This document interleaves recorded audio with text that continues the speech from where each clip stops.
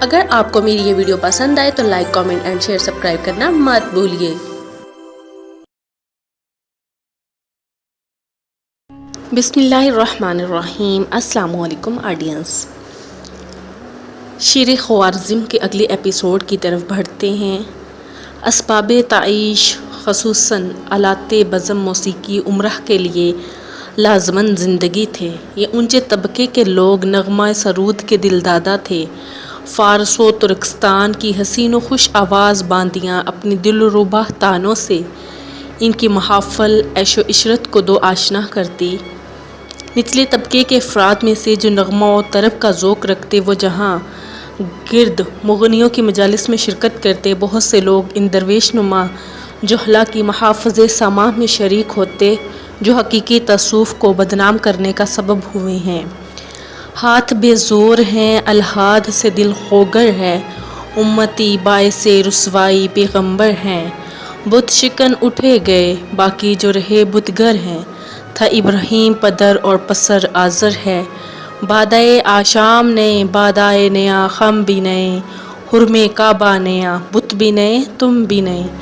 فریضہ جہاد سے غفلت۔ انہی مہلک لغزشوں میں سے ایک عمومی اور ناقابل تلافی غلطی یہ تھی کہ امت فریضہ جہاد سے بڑی حد تک کنارہ کش ہو گئی تھی۔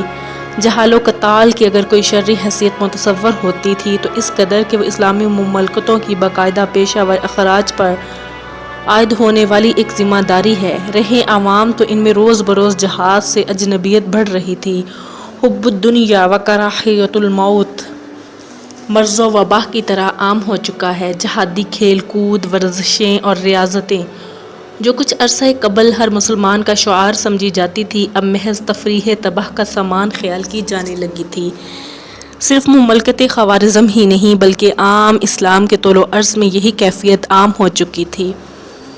خلافت اسلامیہ بغداد جو اس نازک زمانے میں فریضہ جہاد کی قیادت سنبھال کر تمام عالم اسلام کو بیدار کرنے کی اولین ذمہ دار تھی، لہو لعب اور کھیل تماشوں کی طرح متوجہ تھی۔ خلیفۃ المسلمین ناصر کے تفریحی مزاج نے نہ صرف عوام سے جہاد کا بچا کھچا ذوق ختم کر دیا بلکہ انہیں اس قابل ہی نہ چھوڑا کہ وہ آئندہ کسی مرحلے پر دشمنان اسلام کو منہ توڑ جواب دے سکیں۔ علامہ ابن اسیر رحمۃ اللہ علیہ لکھتے ہیں، اس کی تمام تر دلچسپیاں گولیوں سے نشانہ بازی اور پالتو پرندوں کے کھیلوں سے وابستہ تھی۔ ابن اسیر نے خلیفہ کے اس طرز عمل پر سخت تنقید کی ہے۔ ابن خلدون نے تو واضح طور پر لکھا ہے کہ خلیفہ ناصر کے یہ مشاغل ریاست کے زوال اور تباہی ہی کی دلیل ہیں۔ خلیفہ نے جہاد کا ذوق عام کرنے کی بجائے کھیل کود خصوصاً رمی بال بندک یعنی گولیوں سے نشانہ بازی کو اہمیت دی۔ وہ خود اس کھیل کا بے حد شوقین تھا۔ اس نے خاص پارٹی تشکیل دی جسے الفتوح کہا جاتا تھا۔ اس کے ارکان کو ایک خاص فیشنی لباس دیا جاتا تھا جسے لباس الفتوح کہا جاتا تھا۔ صرف اس لباس کو پہننے والوں کو گولیوں سے نشانہ بازی کے مقابلوں میں حصہ لینے کی اجازت ہوتی۔ عالم اسلام کے کئی بادشاہوں نے خلیفہ کا قرب حاصل کرنے کے لیے اس پارٹی کی رکنیت اختیار کی تھی اور دربار خلافت سے انہیں لباس الفتوح عطا ہوا تھا۔ خلیفہ کا دوسرا کام پرندوں سے دل بہلانا تھا، خصوصاً کبوتر بازی سے اسے بے حد شغف تھا۔ شرفا نے بھی خلیفہ کی خوشنودی کے لیے اس مشغلے کو اپنا لیا۔ اس طرح اصل عسکری فنون کا دائرہ گھٹا چلا گیا اور تفریحی مشاغل زیادہ اہم ہو گئے۔ انجام یہ ہوا کہ مردانہ کمالات اور فنون حرب عراق سے ناپید ہو گئے۔ اس انحطاط پذیر دور میں جہاد سے بیگانگی اس قدر بڑھ چکی تھی کہ شریف اور اعلیٰ گھرانوں کے فرزند بھی قتال فی سبیل اللہ سے شگفتگی کی بجائے شعر و شاعری، نغمہ و طرب اور دیگر ذہنی و جسمانی تلذذات سے مدہوش ہو رہے تھے۔ یہ اونچے خاندانوں کے پروردہ فوج میں جانے سے کتراتے اور درباری عہدوں کے لیے للچاتے۔ اسلامی ممالک کی افواج اس عہد میں صرف دفاع کا فریضہ سر انجام دے رہی تھی۔ اقدامی جہاد کے ذریعے دین کو چہار سو پھیلانے کا خیال ذہنوں سے محو ہو چکا تھا۔ دفاعی جہاد کی حالت یہ بھی تھی کہ روزانہ ممالک اسلامیہ کی سرحدوں پر کفار تاراج کر رہے تھے اور آئے دن کوئی نہ کوئی قلعہ یا شہر مسلمانوں کے ہاتھ سے نکل جاتا تھا۔ دعوت میں کوتاہی۔ اسلام کے ابتدائی دور میں علماء، مصلحین، مبلغین اور اہل تزکیہ و احسان کے علاوہ خود خلفائے اسلام میں بھی تبلیغ و دعوت کی جدوجہد میں گہری دلچسپی لیتے تھے۔ ملوک و سلاطین کے زمانے میں بھی اس کی کچھ جھلکیاں دکھائی دیتی ہیں۔ اس دور میں اسلام کی دعوت فرد سے فرد تک محدود نہیں تھی، بلکہ مسلم قوت بحیثیت قوم اپنے تشخص، سیرت اور کردار کے اعتبار سے سراپا دعوت تھی۔ یہی وجہ تھی کہ دوسری ہجری کے وسط تک قوموں کی قومیں اسلام میں داخل ہوتی رہی۔ ہر نیا مفتوحہ ملک کچھ عرصے بعد مسلم اکثریتی آبادی میں تبدیل ہو جاتا، لیکن بعد کے زمانے میں اس اہم ترین فریضے سے سخت تغافل برتا گیا۔ اگرچہ علماء، مشائخ اور صوفیہ کے طبقات اپنی بساط کے مطابق اس سعی میں منہمک رہے، لیکن عوام اور حکام نے اس ذمہ داری سے خطرناک حد تک پہلو تہی اختیار کر لی۔ اس سخت کوتاہی ہی کے نتیجے میں اسلام کی عالمگیر دعوت ایک محدود دائرے پر منحصر ہو گئی اور اس کے پھیلنے اور پروان چڑھنے کے امکانات کم ہو گئے، اور نہ صرف بے شمار مخلوق اس عظیم چشمہ صافی سے سیراب نہ ہو سکی، بلکہ مسلم دنیا کے نسلی مسلمانوں کو بھی آگے چل کر اس کا خمیازہ بھگتنا پڑا۔ ان کے اور غیر مسلم دنیا کے مابین نفرت کی ناقابل عبور دیواریں کھڑی رہی اور عالم اسلام کی سرحدیں ہمہ وقتی خطرات کی زد میں رہی۔ خود مفتوحہ علاقوں میں غیر مسلموں کا اسلام میں داخل ہونا تقریباً رک گیا۔ آگے چل کر یہ غیر مسلم ہمسائے اور مسلم دنیا کی غیر مسلم اموات امت مسلمہ کے لیے عظیم ترین نقصان کا باعث بنی۔ وسط ایشیا کے خوارزمی سلاطین، اسپین کے عرب حکمران اور ہندوستان کے فرما روا اسی غلطی کو دہراتے چلے گئے۔ بالآخر خوارزم شاہی سلطنت اپنے غیر مسلم تاتاری پڑوسیوں کے ہاتھوں برباد ہو گئی۔ اسپین پر وہاں کی مقامی نصرانی نسل نے قبضہ جما کر فرزندان توحید کا نام و نشان تک مٹا دیا۔ ہندوستان میں بھی حالات کچھ مختلف نہ رہے اور مسلمان 800 سال تک یہاں حکمرانی کرنے کے باوجود دعوت اسلام کو کا نہ پھیلانے کی وجہ سے بالآخر اس کے اکثر حصے سے محروم ہو گئے۔ صاحب تاریخ دعوت و عزیمت حضرت مولانا ابو الحسن علی ندوی رحمۃ اللہ علیہ تحریر کرتے ہیں، خوارزم شاہی سلاطین سے اس موقع پر بھی وہی مہلک غلطی ہوئی جو اسپین کے عرب فرما رواؤں نے کی تھی اور جس کو الہی قانون مکافات نے کبھی معاف نہیں کیا، یعنی یہ کہ انہوں نے اپنی ساری طاقت سلطنت کی توسیع و استحکام اور حریفوں کی سرکوبی میں صرف کی اور اس انسانی آبادی کو جو ان کی سرحد سے متصل تھی اور بجائے خود ایک دنیا تھی، تبلیغ اسلام اور ان تک خدا کا آخری پیغام پہنچانے کی کوئی فکر نہیں کی۔ جذبہ دینی سے قطع نظر کر کے سیاسی فراخت اور دور بینی کا بھی تقاضا تھا کہ وہ اس وسیع انسانی آبادی کو اپنا ہم آہنگ اور اپنا عقیدہ بنانے کی کوشش کرتے اور اس طرح ہمیشہ کے لیے اس خطرہ سے محفوظ ہو جاتے جو نہ صرف ان کو بلکہ پورے مسلمانوں کو پیش آیا۔ اعتقادی و نظریاتی فتن کی اثر انگیزی اور جس کو الہی قانون مکافات نے کبھی معاف نہیں کیا، یعنی یہ کہ انہوں نے اپنی ساری طاقت سلطنت کی توسیع و استحکام اور حریفوں کی سرکوبی میں صرف کی اور اس انسانی آبادی کو جو ان کی سرحد سے متصل تھی بجائے خود ایک دنیا تھی، اس وسیع انسانی آبادی کو اپنا ہم آہنگ اور اپنا عقیدہ بنانے کی کوشش کرتے اور اس طرح ہمیشہ کے لیے اس خطرہ سے محفوظ ہو جاتے جو نہ صرف ان کو بلکہ پورے مسلمانوں کو پیش آیا۔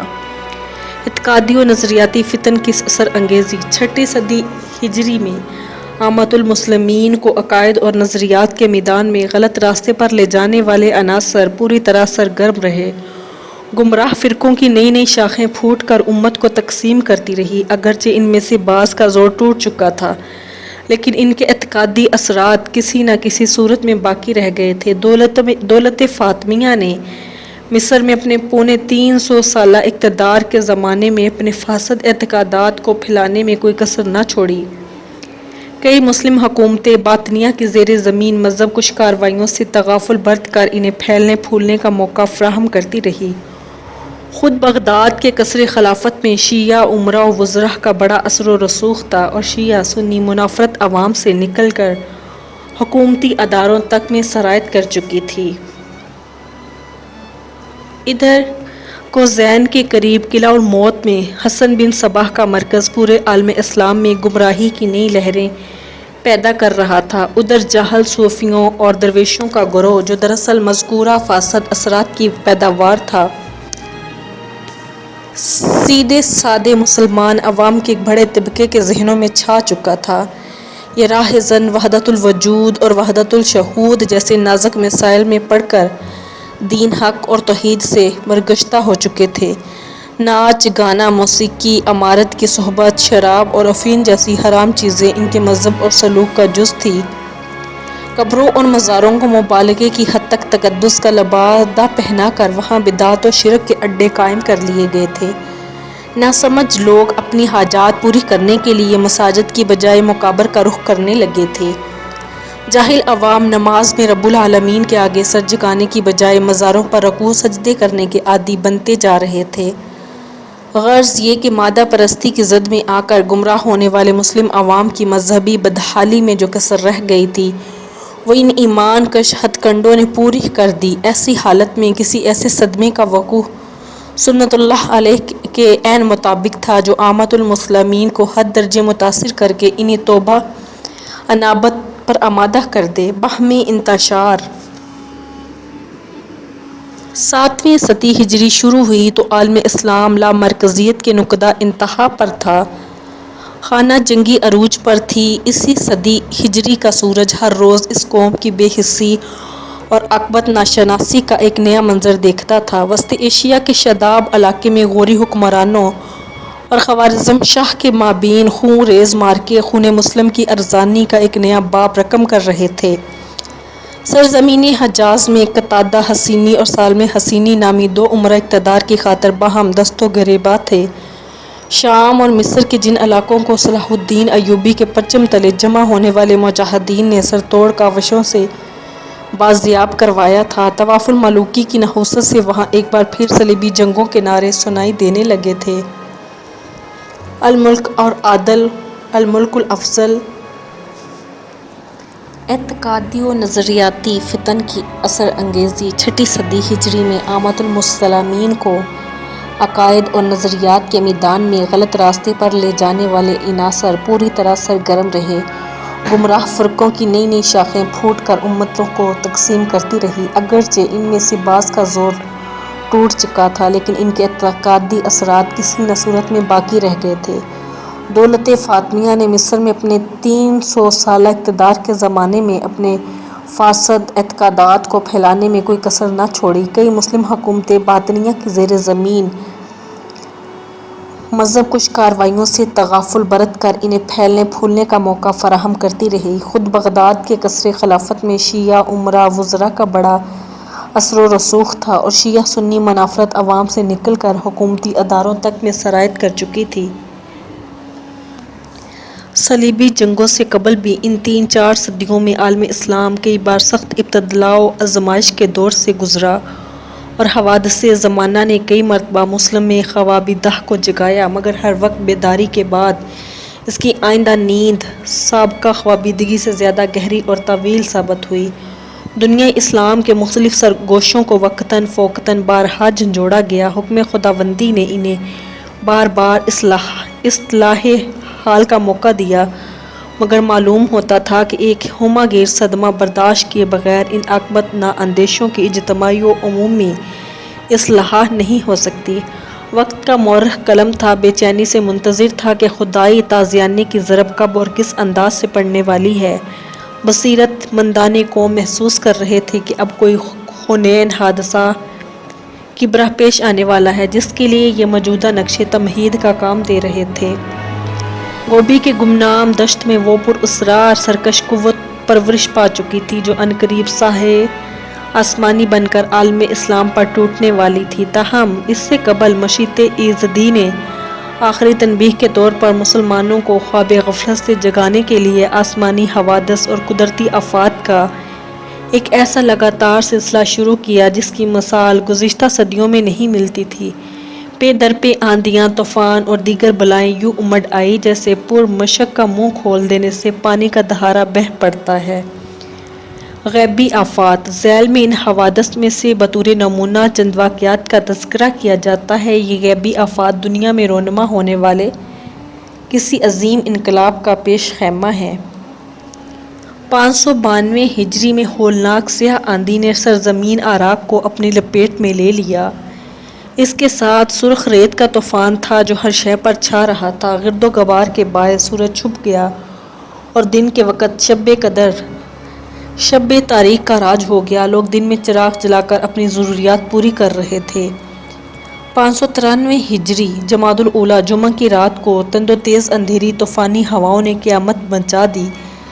ستاروں کی چمک دمک نگاہوں سے اوجھل ہو گئی۔ زمین تا آسمان گرد و غبار چھا گیا۔ ہوا کی شدت سے دیواریں لرز رہی تھیں۔ قاضی فاضل رحمۃ اللہ کے الفاظ یوں معلوم ہوتا تھا کہ جہنم ایک وادی بہہ پڑی ہے۔ بچے، مرد اور عورتیں گھروں سے نکل کر بھاگ رہے تھے اور مسجدوں میں پناہ لے کر توبہ و انابت کے الفاظ کے ساتھ فریادیں بلند کر رہے تھے۔ اس طوفان نے سمندر میں بحری سفینوں کو غرق کر دیا، درختوں کو اکھاڑ پھینکا اور ایک بڑی تعداد میں انسانوں کو ہلاک کر دیا۔ 597 ہجری مصر میں شدید قحط پڑا، عوام بھوکوں مرنے لگی۔ غذا کے فقدان کے باعث لوگ مردار جانوروں اور انسانوں کی لاشیں تک ہڑپ کر گئے۔ پھر ایسا وقت بھی آیا کہ لوگ موقع پا کر زندہ آدمی کو ذبح کر دیتے اور لاش پر بھوکے درندوں کی طرح ٹوٹ پڑتے۔ شام میں مصر عادل کو صرف ایک ماہ میں ایسے 2,20,000 افراد کا کفن اپنے خرچے پر تیار کرانا پڑا جو کہ قحط سے ہلاک ہو گئے۔ اسی سال حجاز اور یمن کے درمیان انزہ کے علاقے میں ایک وبا پھیل گئی۔ 18 بستیاں اس طرح ویران ہو گئیں کہ ایک شخص بھی زندہ نہ بچ سکا۔ یمن میں عبداللہ بن حمزہ نامی ایک سردار کے 12,000 سواروں اور بے شمار پیادوں پر مشتمل لشکر پر آسمانی بجلی گر پڑی۔ اس خداوندی عذاب سے اس کے چند دمیوں کے سوا کوئی نہ بچا۔ اسی سال شام، جزیرہ عراق اور روم میں بھیانک زلزلہ آیا۔ اس کا زیادہ زور شام میں تھا۔ بے شمار مکانات منہدم ہو گئے۔ بصرہ میں ایک بستی زمین میں دھنس گئی۔ شام کے ساحلی علاقے نیز طرابلس، عکا اور نابلس بھی بری طرح متاثر ہوئے۔ صرف نابلس میں ہلاک شدگان 30,000 سے کم نہ تھے۔ بعلبک کا مستحکم قلعہ اس ہولناک زلزلے کے دھچکوں سے پارا پارا ہو گیا۔ لوگوں نے بستیوں سے نکل کر میدانوں میں پناہ لی۔ مرات الزمان کے مصنف کے مطابق 11 لاکھ انسان اس قہر خداوندی کی زد میں آ کر ہلاک ہوئے۔ 599 ہجری ماہ محرم کے آخری ہفتے کی شب آسمان پر ایک نہایت عجیب منظر دکھائی دیا۔ آسمان کے سینے پر جگمگ جگمگ کرتے ہوئے ستارے یکا یک منتشر ٹڈیوں کی مانند پھیل پڑے۔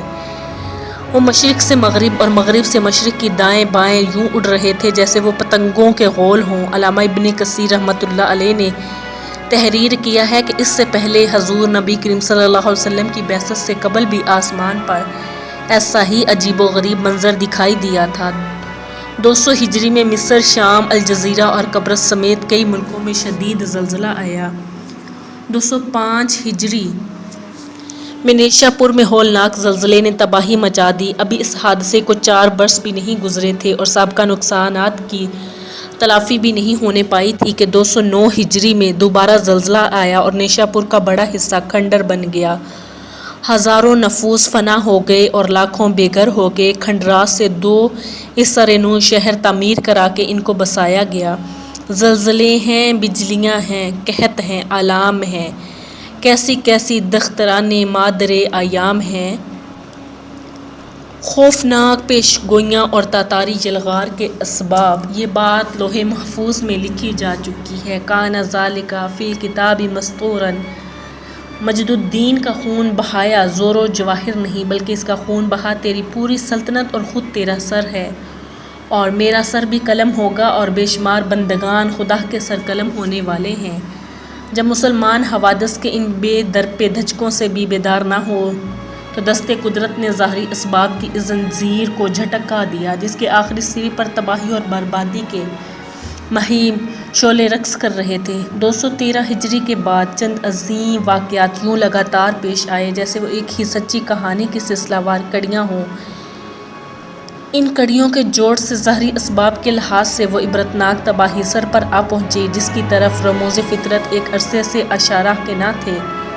اگلے صفحات میں ان واقعات کو تفصیل کے ساتھ پیش کیا جا رہا ہے، مگر انہیں پڑھتے ہوئے یہ نہ بھولیے گا کہ حق تعالی شانہ کے انصاف سے یہ بعید ہے کہ وہ صرف ایک حکمران کی لغزش یا جرائم کے بدلے پوری قوم کو برباد کر دے۔